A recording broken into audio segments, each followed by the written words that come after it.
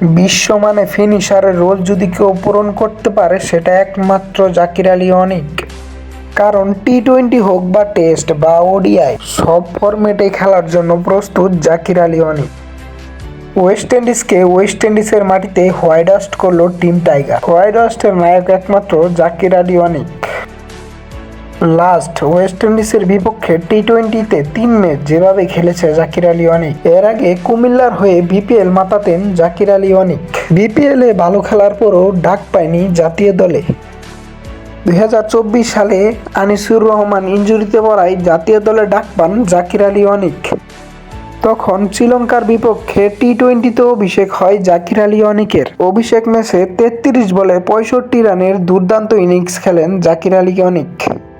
তখন থেকে ম্যানেজমেন্টের চোখে পড়ে জাকির আলী অনিক। তখন থেকেই পিছনে ফিরে দেখতে হয়নি আর জাকির আলী অনিকের। লাস্ট 1 বছরে টি-20, টেস্ট, ওয়ানডে সব ফরম্যাটে খেলার সুযোগ পেয়েছেন জাকির আলী অনিক।